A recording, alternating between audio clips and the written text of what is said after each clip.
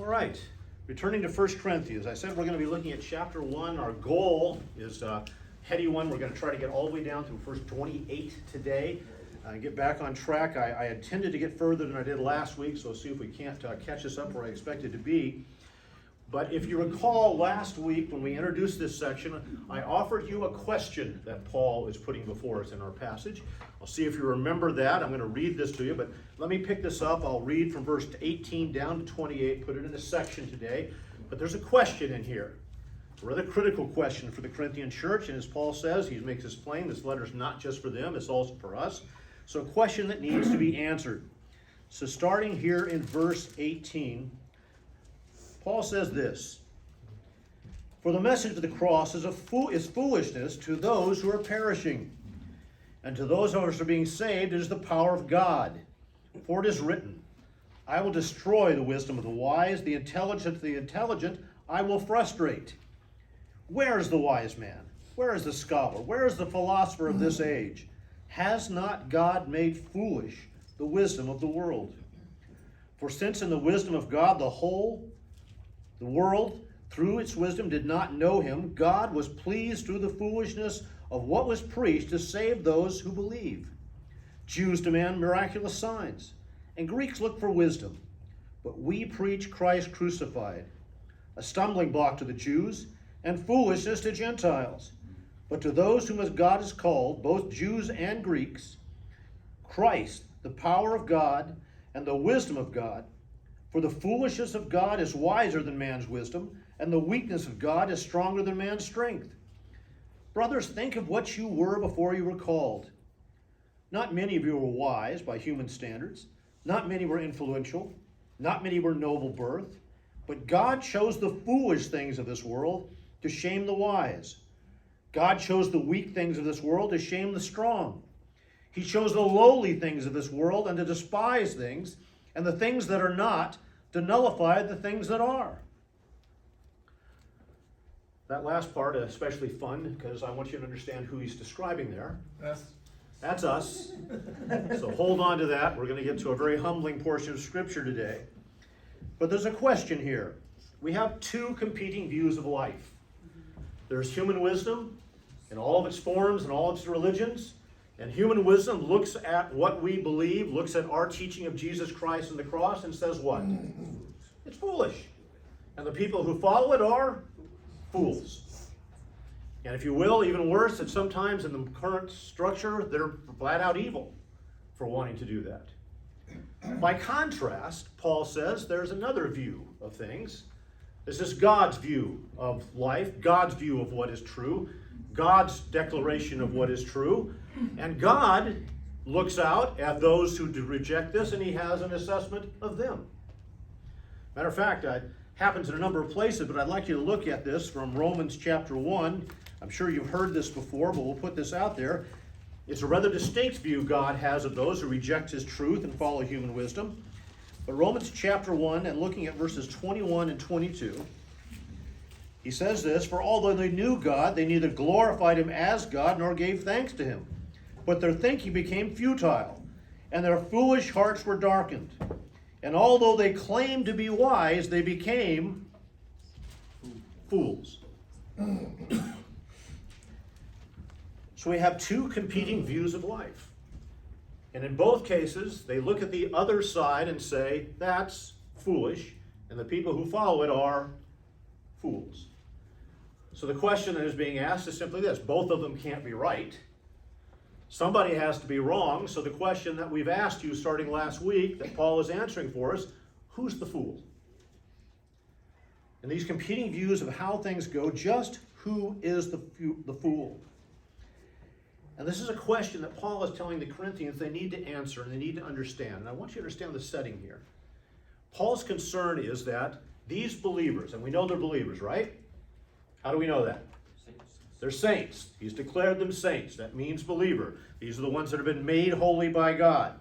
His concern is that although they have been wise enough to recognize the truth of the gospel, they have entered into the wisdom of God in that regard, they have not been able to completely shed themselves of their past approach to life, of the human wisdom and foolishness that was part of their life and understanding, part of their religions, part of their lives, that has followed with them into the church. And the challenge that Paul is putting out here is to make a complete break with that.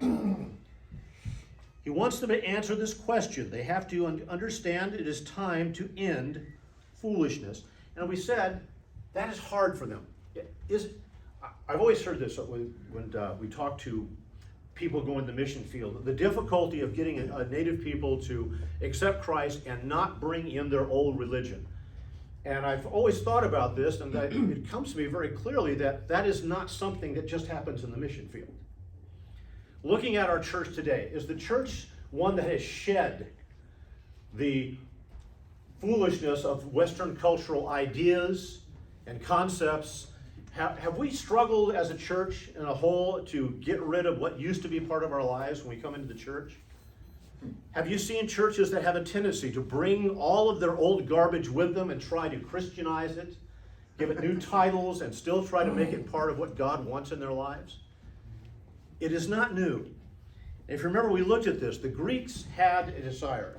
They loved something. Remember what the Greeks loved? They loved to argue. They loved debate. They loved philosophy. They built their cities around a central spot where everybody could come down and argue. Friction was their favorite thing. They loved that opportunity to get there and debate. And they loved to go down and watch people tear each other apart. They loved eloquence. They loved brilliance. They loved little snide comments. They were masters of putting people in their place. They adored that. And we saw this is being brought into the church. How did Paul describe that? They were lining behind certain teachers, just like they lined behind certain philosophers. This was their style. They wanted to bring that same kind of thinking into the church. They adored these things. They literally worshipped human wisdom. As a matter of fact, there was a group of them that had a goddess that was their namesake for their city. That was the goddess of wisdom. Anybody know who the goddess of wisdom was? Athena. Athena was the goddess of wisdom. The Athenians adored that. What I found ironic, you know that Athena had two roles. Athena was the goddess of wisdom. She was also the goddess of something else. War. Anybody find that interesting? That the goddess of wisdom is also the goddess of war. And it really fits the mindset of the Greeks. We love to fight. We adore the opportunity to go at each other and put people in their place. They wanted to have that. They wanted to make that part of their structure in the church too. They didn't want to get rid of that opportunity to tear somebody down. I'm not looking for a show of hands, but I just want you to think, has there ever been a moment of your life when you got that perfect comment to put somebody in their place? Never, no, I'm sure. Or worse yet, have you ever left a situation and spent hours afterward thinking of what you wish you had said? The perfect zinger, that perfect opportunity to make somebody know just how you felt and how stupid they were. Carriage whip. We adore that. Unfortunately, we do not have writers that give us that perfect script for life. I mean, you see the movie where the guy always has the word, of course, somebody wrote it for him. And we want that. I want you to understand, this is not unusual. We're not mocking the Greeks. This was common to human attitudes. That desire to have the moment where we put someone below us with the perfect presentation, the perfect words, the perfect put down. They adored that. And the Corinthians just couldn't leave that behind. It is going to be a theme that's going to run through this entire book, and I want you to hold on to this. Their inability to leave the old culture behind. Nearly every sin we're going to look at comes from a body of people that feel the need to bring the world's views into the church. We're going to come and look at their fashion sense and how they dress to impress. And that was very much a Roman, a Greek kind of thing. We're going to look at some of their sexual misconduct that they had praised, literally praised in the church because of their sense of tolerance. Have you seen the church doing that today? What we do with sexual deviance and all kinds of things that are happening. The churches literally want to appear so reasonable that we want to say that we're accepting of these things. Everything you can think of as far as bringing the culture in, they did at some level. They couldn't quite make that break of letting go of what their past life was. As we see in Ecclesiastes, Solomon makes a comment, there's nothing new under the sun. This kind of attitudes, these kind of actions are not new, and they run through the church continuously, and why Paul sees this need to correct them. He wants to try to get them down to here, and he's trying to show there's a reason to leave behind the old thinking and accept the new. And he's making a series of contrasts, and that's what we're studying together, to show the difference between God's wisdom and the world's wisdom, to let you see this distinction of the two. And there's a very good one. I want you to turn to James here. We'll get to the setting for this. James lays out this distinction between the two types of philosophies of life, if you will, the two systems of truth. In James chapter 3,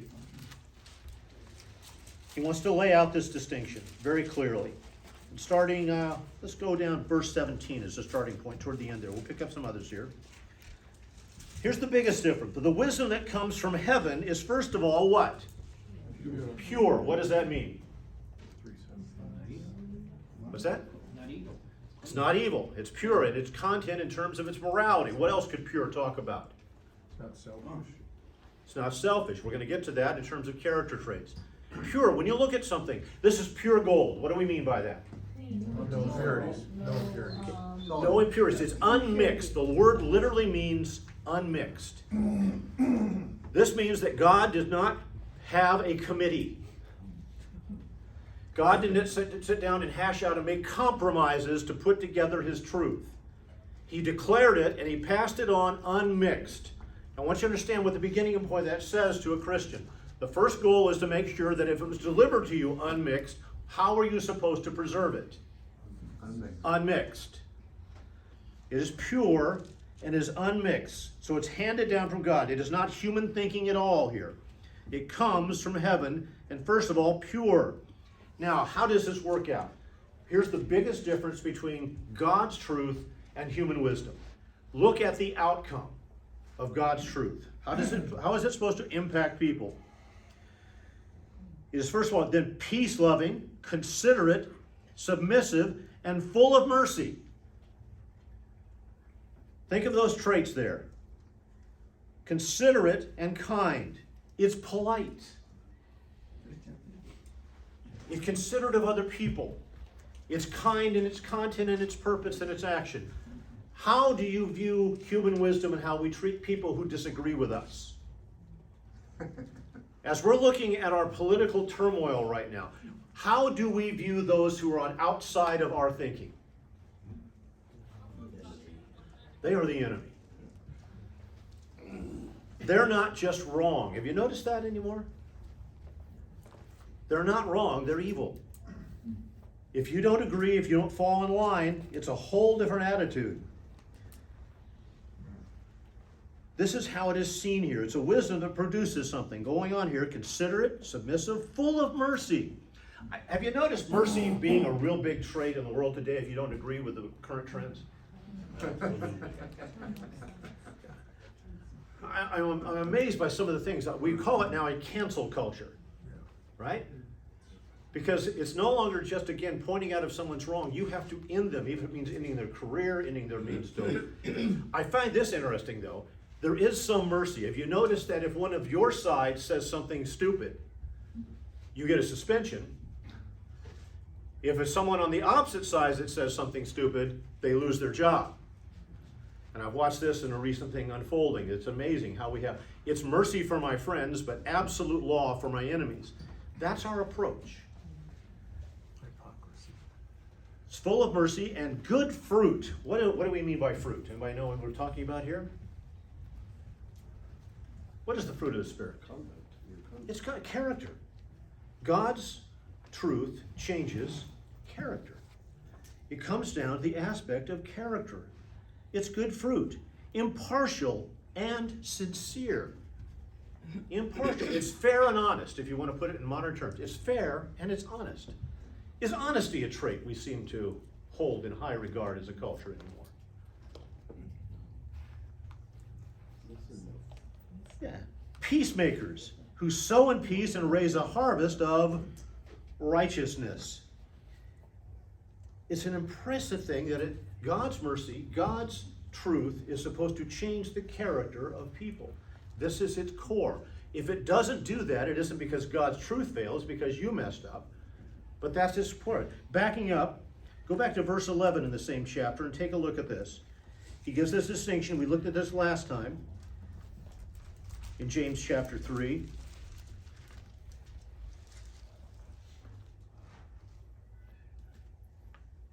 Let's see.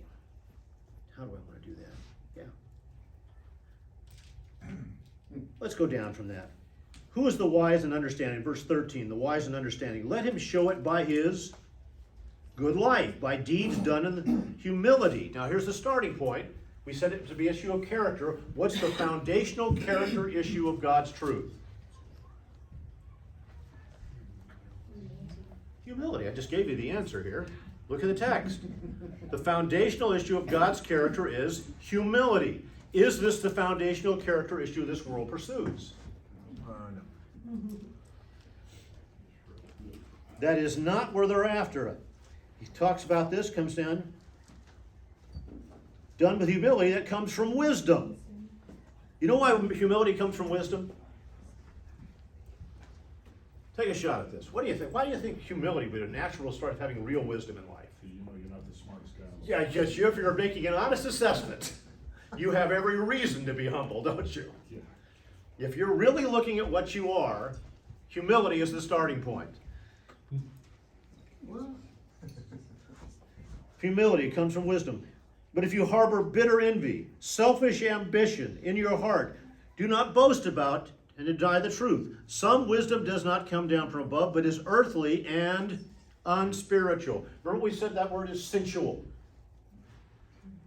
Sensual. You know what sensual means? It's a wisdom based on certain thing.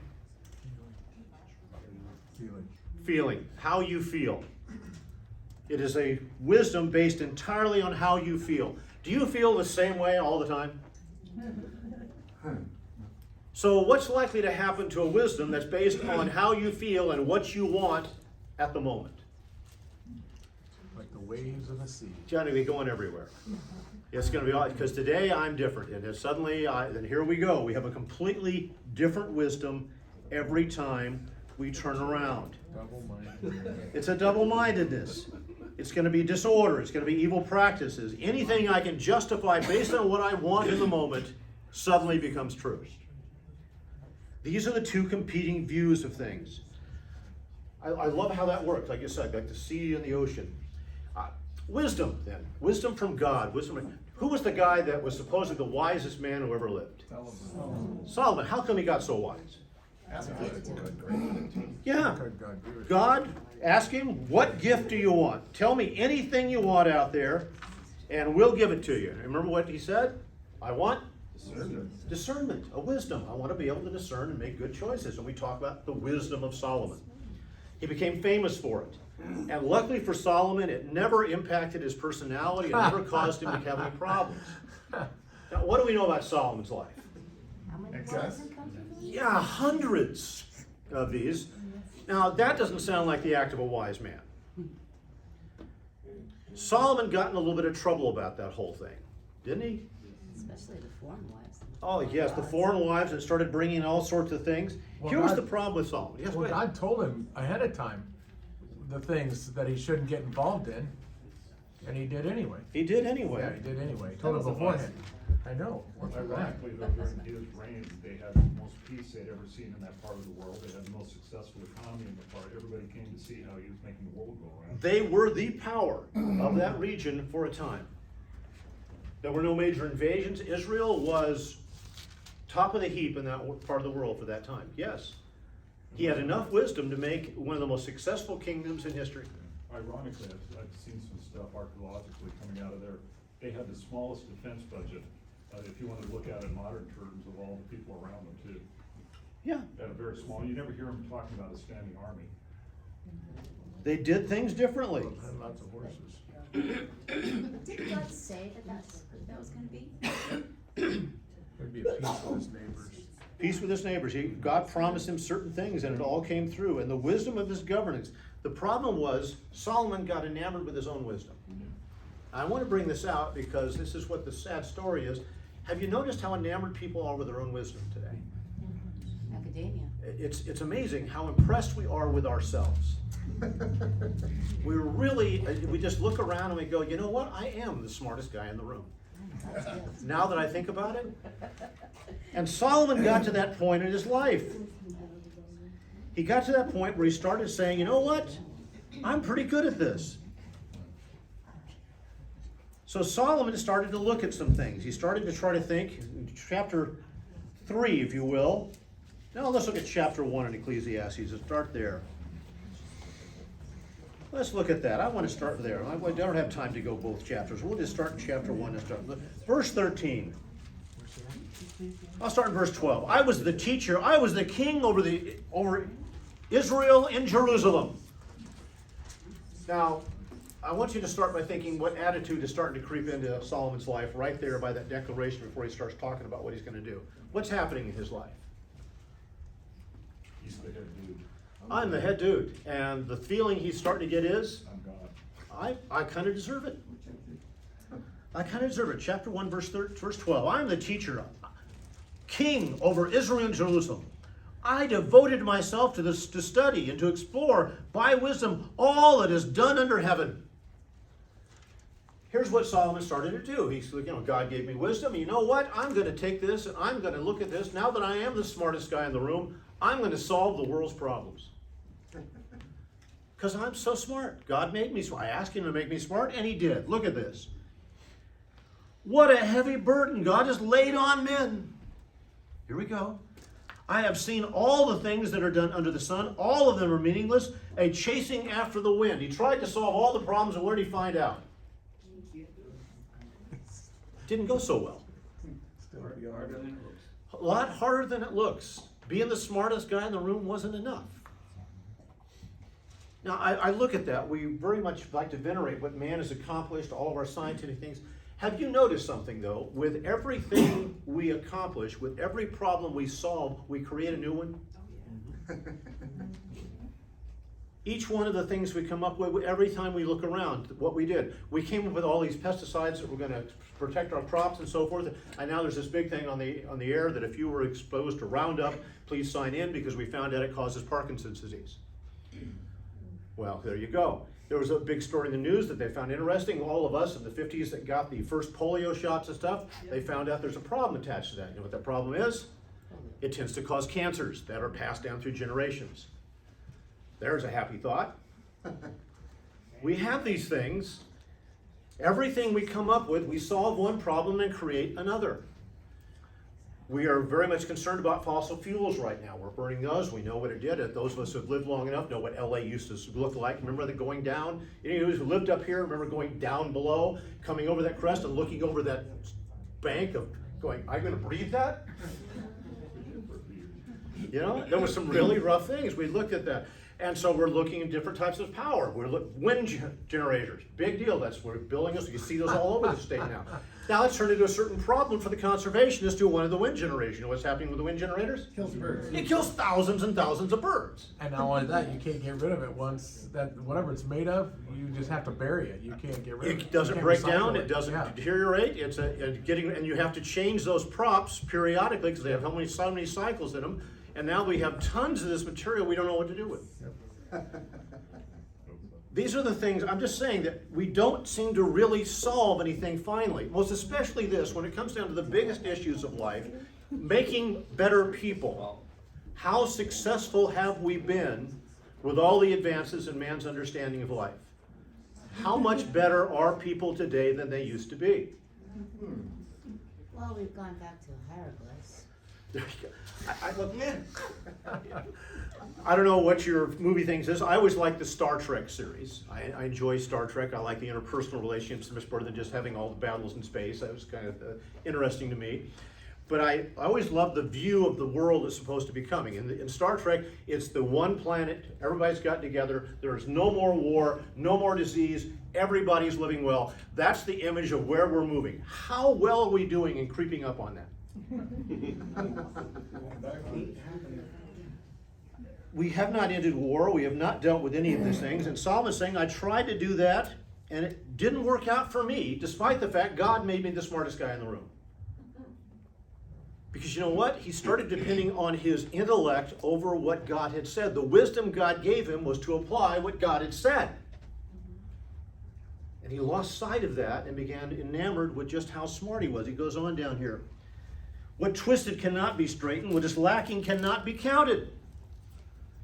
What is twisted cannot be straightened. Is that an assessment of this world that you think is accurate from God? Unless, what happens? It's going to be a change.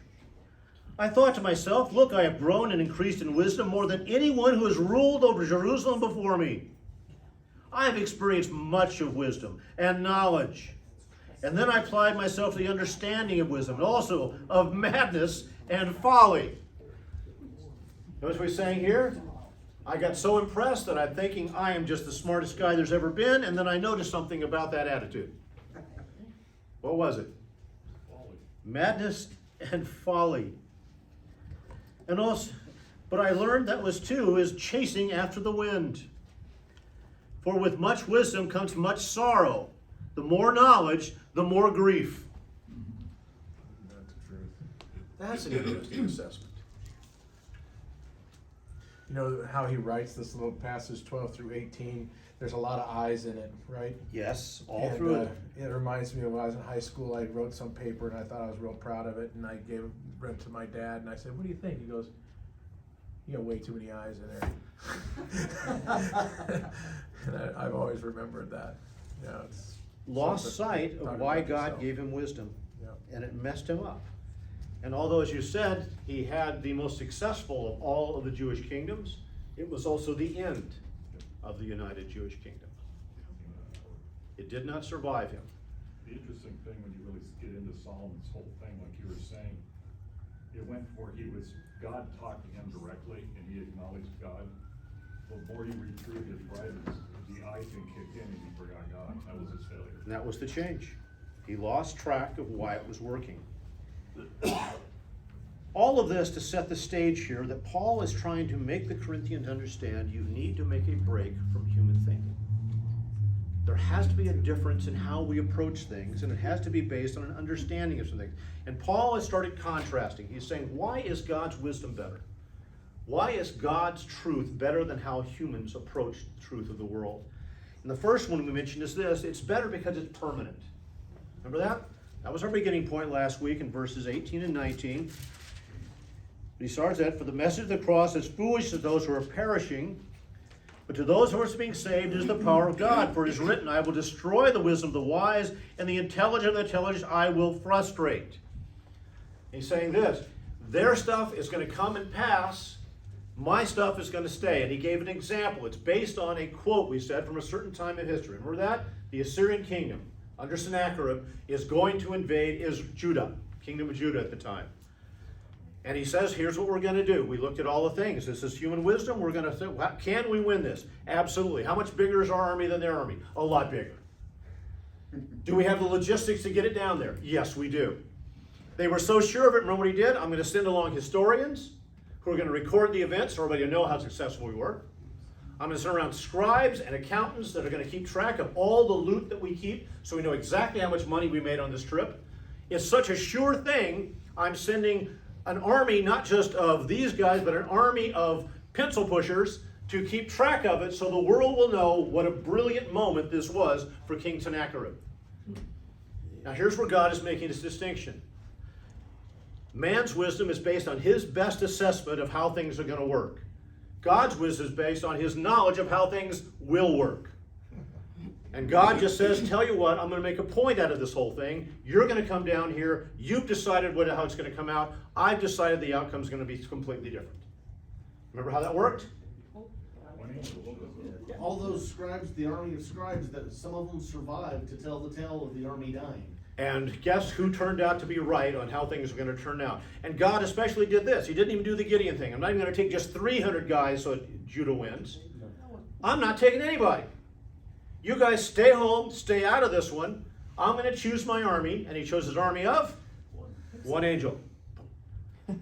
Sent him down, 185,000 dead by the next morning, including many of those scribes and so forth. Completely different story. Paul's simple point is this: God is always right because God writes history. God knows the outcome, so God is not ever going to be fooled by something. So it's permanent. It always comes out the way he says. Ours never does. Ours never does. I most especially, this whole thing that we're going to make a better world and more closer. I love all the ads that talk about how interconnected we are. That is my favorite thing. We are the most interconnected people of all time, right? How many of you have a Facebook page? Yeah. How many friends? 300. 300? Tim? I haven't checked lately, but it's over, I think it's about 1,000. About 1,000. You're way more connected than me. Yeah, you're just a connected person. Are interconnected. We said we have made the most connected world, and we know that when people are connected, we're going to end boundaries because people are going to feel so connected. How can you go to a war people you're connected with? You have 13 friends in China, 14 over in Russia. You've got friends in Iran that you talk to. How can we possibly have friction with the world when we're so interconnected? Do we seem to be still having friction in the world? Here's the other one. We're going to end that loneliness. We have so connected. People are not going to feel ostracized and pushed. We're going to end this where people just don't feel their part. Yeah, growing up, there was always a kid that just never fit in, right? Always the ones that everybody liked to make fun of or just pushed aside. They always sat alone at the lunch tables and so forth. We're going to end that because there's interconnectivity. And we've done that, right? What do we know now? We have made something far worse. Depression is at record levels, especially among teenagers and worst among teenage girls. We've set a record for depression, a record for suicides, the most connected people in the world. Human wisdom seems to miss the mark, and Paul is saying God always gets it right. He always seems to get it right. It's permanent. That's the beginning point. And that leads to the next one. Not only is it permanent, and I love this, his challenge. He said, where is the wise man? Where is the scholar? Where is the philosopher of this age? Has not God made foolishness the wisdom of this world? There's his challenge. Good. Bring out your best guys and let's see who got it right.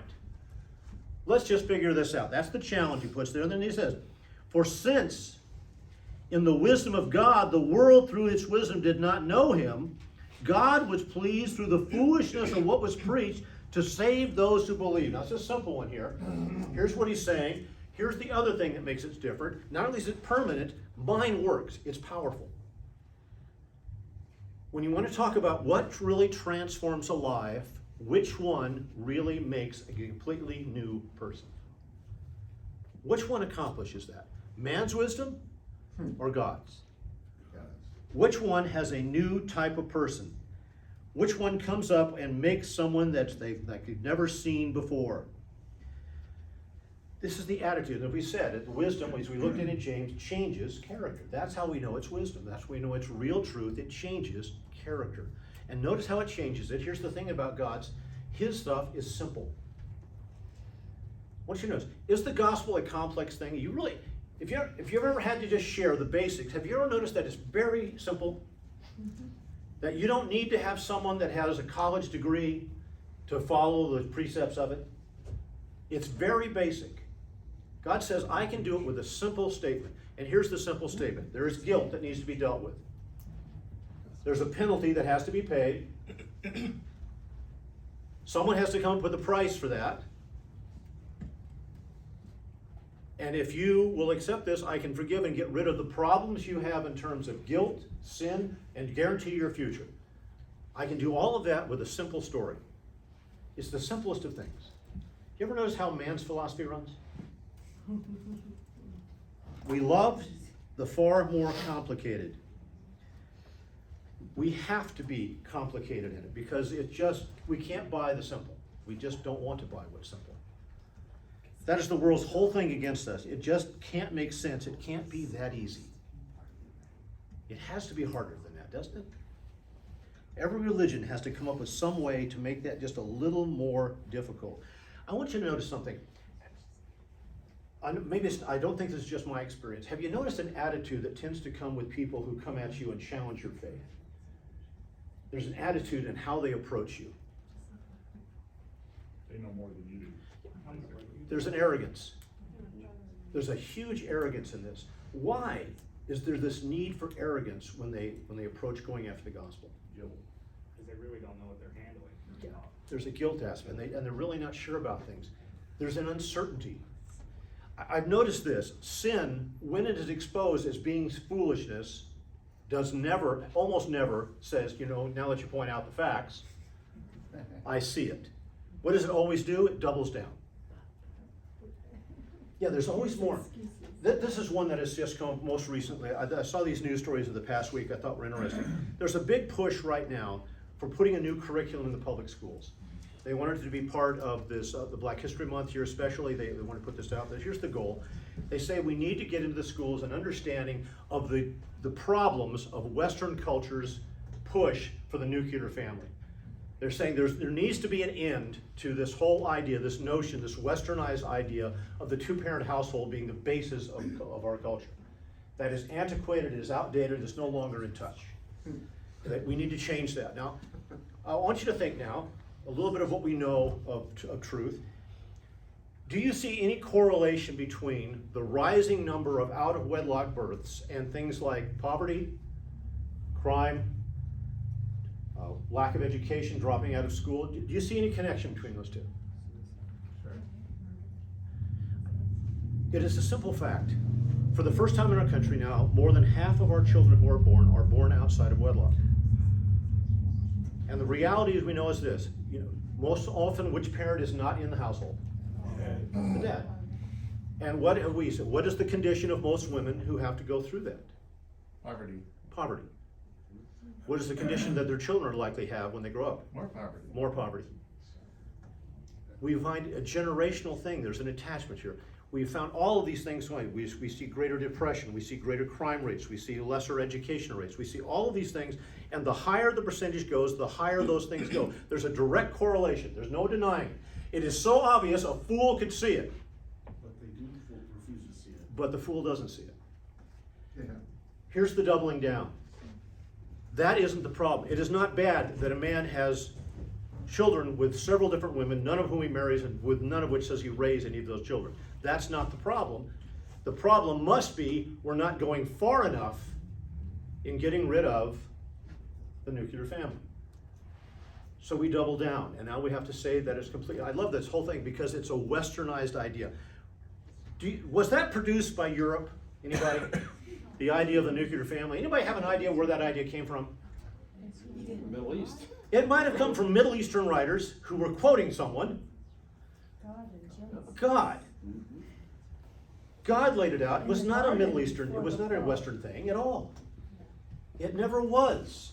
And somehow or other we double down on this. We have to say that's the problem. We just have to go a little farther. If you ever notice, that's always the thing.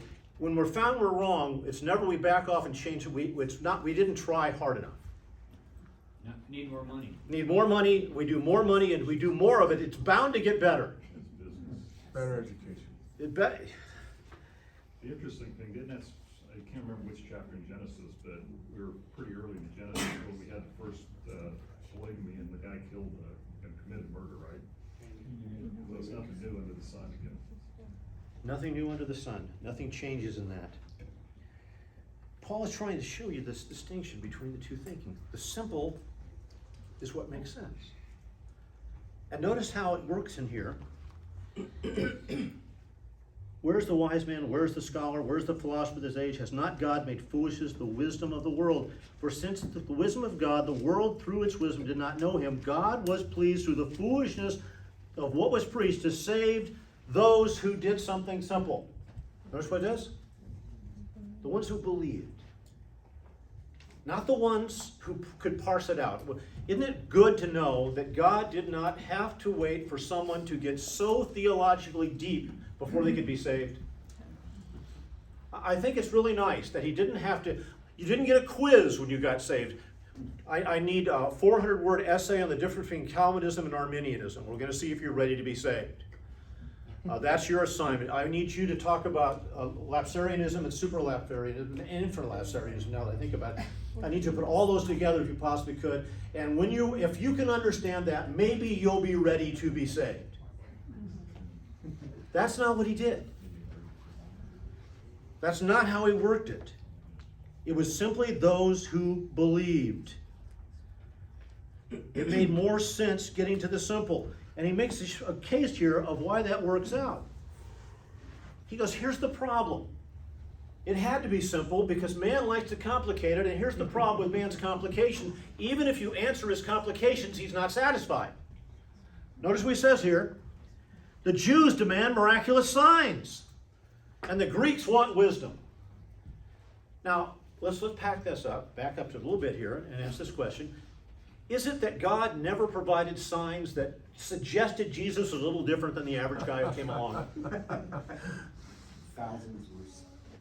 I think there might have been some signs. So let's be careful. He's not saying here that God is not going to provide signs. So there must be another meaning to this, what the problem is. Let me ask you this. Have you ever seen where there was no rational explanation? When we really asked the rational, John, was there a rational explanation for where the universe came from?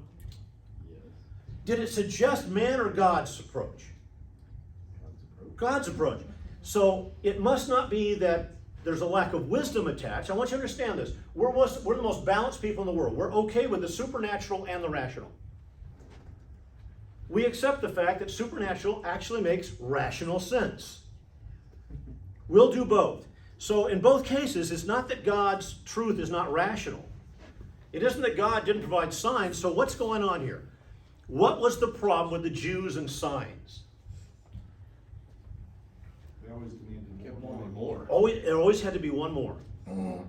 It wasn't the problem that they didn't like signs, it's they never got enough signs. There was always that demand for one more. One of my favorites here, this is from John chapter 9. John, as an author, selects very unique, a series of special miracles. He doesn't cover that many, but each one is one to make a point to say God did things through Jesus that have no other explanation. This is the man born blind, right?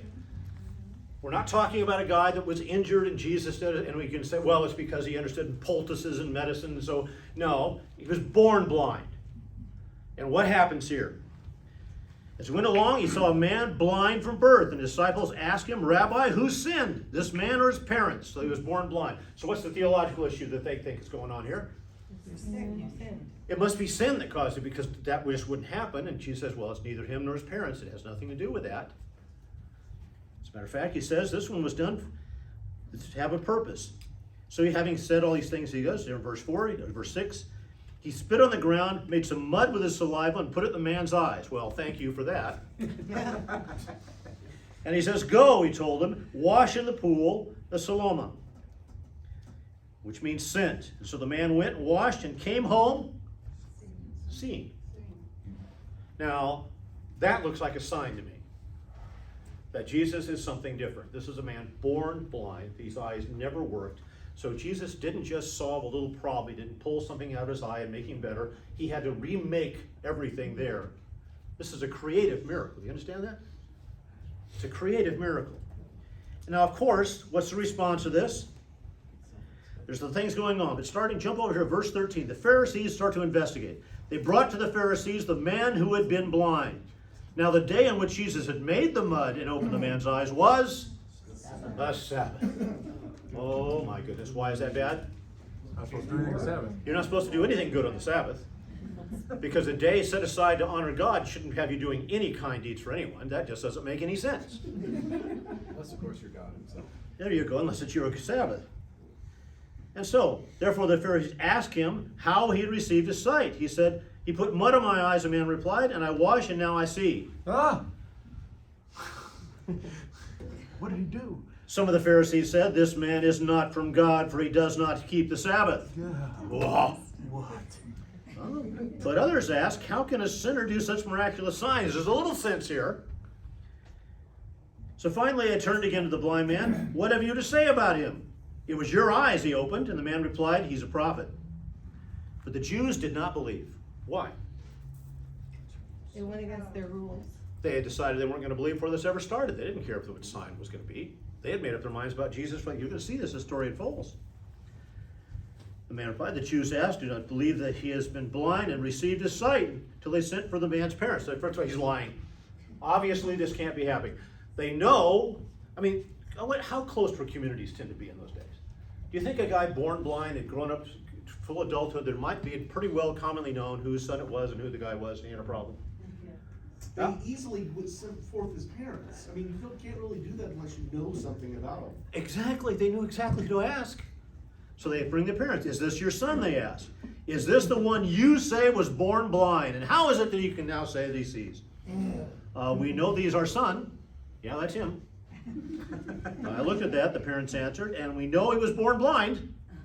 But here we go. But how he can see, or who opened his eyes, or we don't know. Ask him. He's of age. He will speak for himself.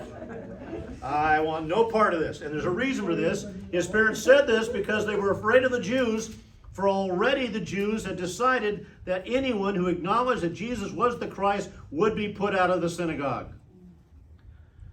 Once you know that, they just threw the son under the bus. Ask him.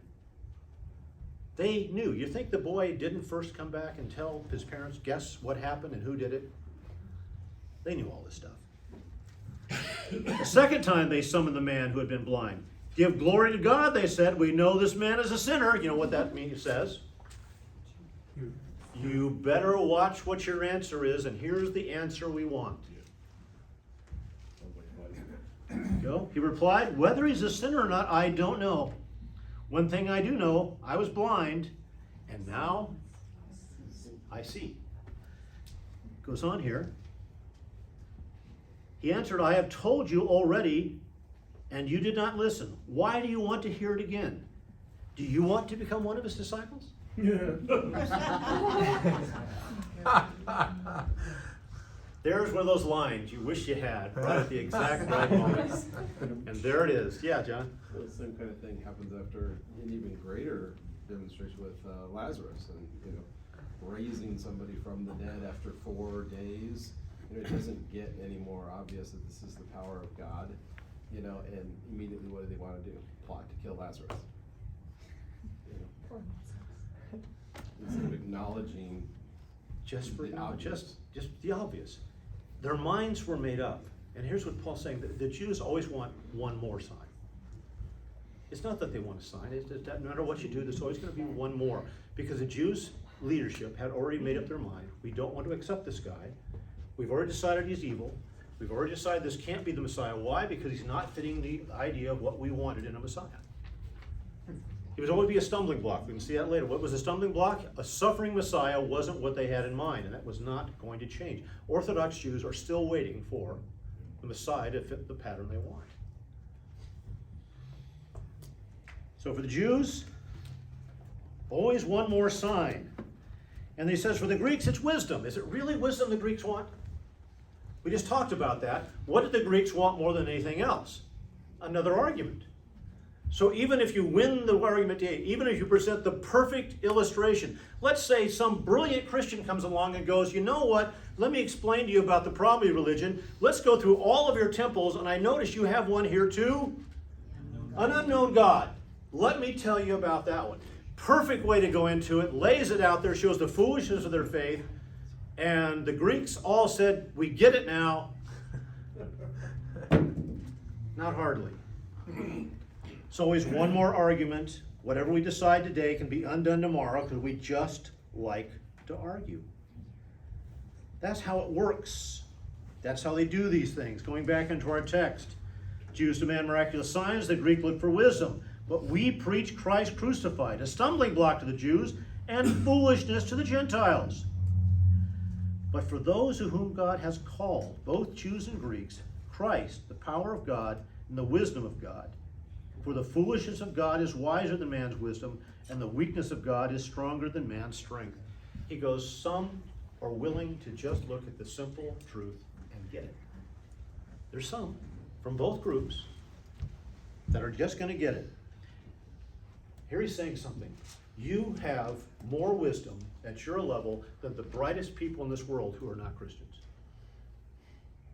you have more of a hold on truth, a greater understanding of life, a greater wisdom than the brightest people in the world. That's a nice place to start. But Paul doesn't want you to get your heads too high up there, so he puts in this next section. Now I want you to hear it. Here he goes. Now, I want to be careful here. It was simple, and you have been elevated to a state. But understand, it wasn't because of you. Brothers, think of what you were when you were called. Here he goes.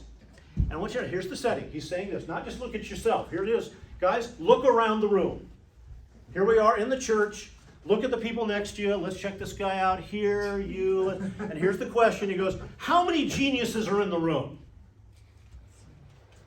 How many of you were just so brilliant? Okay, hands, Nobel Prize winners. Any?